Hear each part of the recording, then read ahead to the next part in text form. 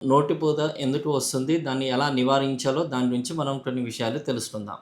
నోటిపూత రావడానికి ముఖ్య కారణాలొచ్చేసి విటమిన్ డెఫిషియన్సీ. మనం తినే ఆహారంలో విటమిన్ డెఫిషియన్సీ గనక వస్తే దానివల్ల నోటిపూత వచ్చే ఆస్కారాలు ఎక్కువ ఉంటాయి. రెండో మేజర్ కారణం వచ్చేసి పిల్లలకు ఎగ్జామ్స్ టైంలో లేదా మనకు వర్క్ టెన్షన్ ఎక్కువ ఉన్నప్పుడు నోటిపూతలు రావడానికి ఆస్కారాలుంటాయి.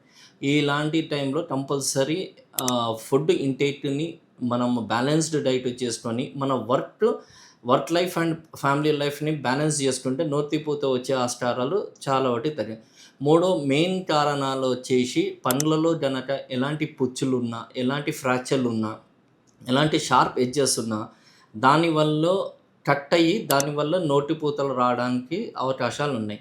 ఈ మూడో కారణాలు అవుతే గనక కంపల్సరీ ఒక డెంటిస్ట్‌ని దగ్గరికి వెళ్ళేసి అది ఎందుకు వస్తుందో దాన్ని చూసుకొని షార్ప్ ఎడ్జెస్‌ని గానీ, ఫిల్లింగ్స్‌ని గానీ మళ్ళా రీఫిల్ చేసుకుంటే నోటిపూతని నివారించే ఆపర్చునిటీస్ ఎక్కువ ఉంటాయి. నోటిపూత పిల్లలలో ఎగ్జామ్స్ టైంలో ఎక్కువ కనిపిస్తుంటది. వాళ్ళకొచ్చేసి ఫుడ్ ఇంటేక్‌ని పెంచి వాళ్ళ ఫుడ్‌ని ఎగ్జామ్ టెన్షన్‌ని వాళ్ళ బ్రెయిన్‌లో నుంచి తీసేస్తే గనక అబ్సెస్ అల్సర్స్ రావడానికి అవకాశాలు చాలా వరకు నివారించొచ్చు.